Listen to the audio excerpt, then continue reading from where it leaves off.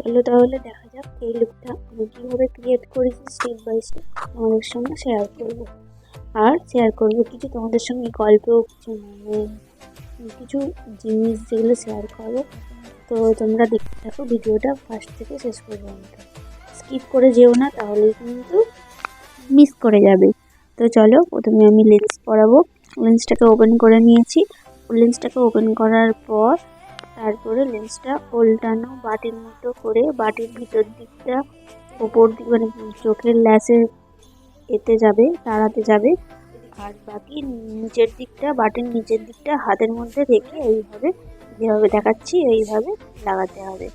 তো আরেকটা কথা অবশ্যই মাথায় রাখবে, সবসময় লেন্স পরানোর আগে হাতটা ভালোভাবে ক্লিন করে নেবে, কারণ চোখ হচ্ছে একটা সেন্সিটিভ জায়গা আর চোখ গুরুত্বপূর্ণ পার্ট আমাদের অঙ্গের।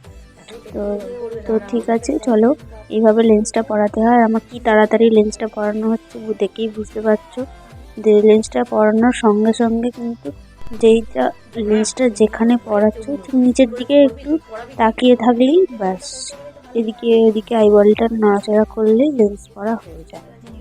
লেন্স যখন পড়বে তখন ফার্স্ট ওপর দিকে তাকাতে হয়, তারপর নিচের দিকে, হয়ে গেল লেন্স পরা।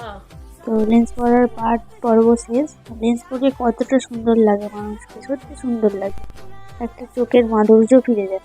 চলো এবার আমরা স্টেপ বাই স্টেপ মেকআপটা করবো। তো প্রথমে মুখটা ক্লিন করে নিয়েছিলাম, ক্লিন করে নেওয়ার পরে এবার মুখটাকে ফ্লিপ করে নেব। তো প্রথমে ময়শ্চারাইজিং স্প্রে দিলাম, তারপরে ময়শ্চারাইজার দিলাম। এর স্কিনটা এতই মানে ড্রাই হয়ে গেছিলো, যেহেতু শীতকাল, ড্রাই হয়ে যাওয়ার জন্য সেই জন্য ওকে একটু বেশি ময়শ্চারাইজার লাগাতে হয়েছিল। তো আমি প্রথমে ময়শ্চারাইজার অ্যাপ্লাই করে নিলাম। অ্যাপ্লাই করে নেওয়ার পর একটু প্রাইমার লাগিয়ে দিলাম। প্রাইমারের পর এবার স্ট্রোব ক্রিম লাগাবো। একটা কথা জেনে রাখবে সবসময়, মেকআপ সেই স্কিনেই সত্যি সত্যি সুন্দর হয় যাদের স্কিন প্রচণ্ড সুন্দর থাকে মানে স্কিনে দাগ থাকলে সেগুলো ঢাকা যায়, কিন্তু উঁচু নিচু পিম্পল র্যাশেস থাকলে সেগুলো কিন্তু ভিজিবল হয়, ওগুলো কিন্তু ইনভিজিবল হয় না। কিন্তু ওই যখন দাগ থাকে সেইগুলোকে আমরা ঢাকা দিয়ে দিতে পারি।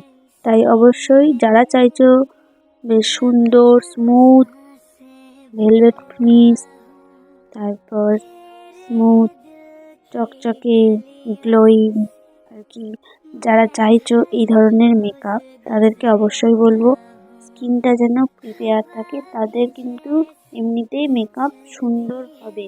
এমনি দাগ থাকলে, বারবার বলছি, দাগ থাকলে সেগুলোকে ঢাকা যায়, কিন্তু দাগের বদলে যদি এই পিম্পল র্যাশেস থাকে তখন কিন্তু সেগুলোকে ঢাকা গেলেও একটু হলেও ভিজিবল থাকে।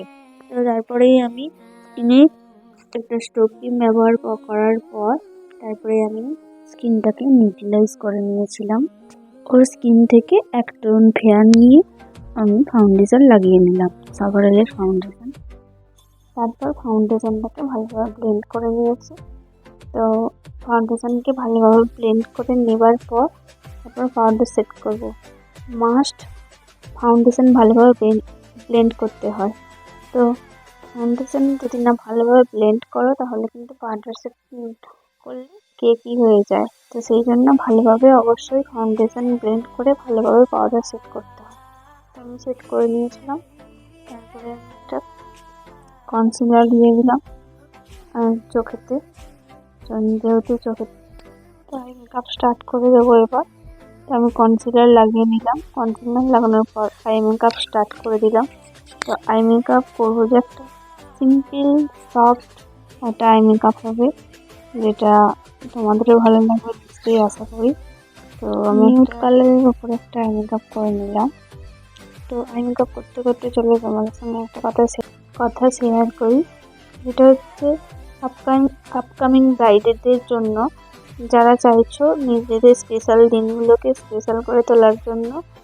তো তোমরা তোমাদের স্পেশাল দিনে বুক করতে পারো আমার এই কন্ট্যাক্ট নাম্বারে 9903500882। তো তোমরা বুক করার জন্য ইনবক্সও করতে পারো। তো আর একটা কথা, যারা চাইছো যে অ্যাডমিশন নেবে, তো এখনো পর্যন্ত সিট অ্যাভেলেবেল আছে। তো আমাদের নেক্সট ক্লাসের জন্য ব্রাইডাল এবং বিউটিশিয়ান কোর্স দুটোর জন্য যারা অ্যাডমিশন নিতে চাইছো অবশ্যই আমার সঙ্গে কন্ট্যাক্ট করো। আর কন্ট্যাক্ট করার পর এখানে এসে ভিজিট করো আমার পার্লারে।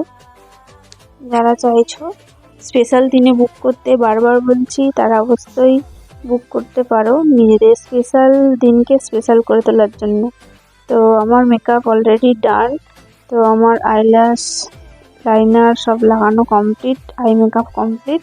তো এবার ফুল লুকটা দেখাও। চলো আজকের মতো এটুকুই, আবার দেখা হবে নেক্সট ভিডিও বা পিকে বা রিলসে।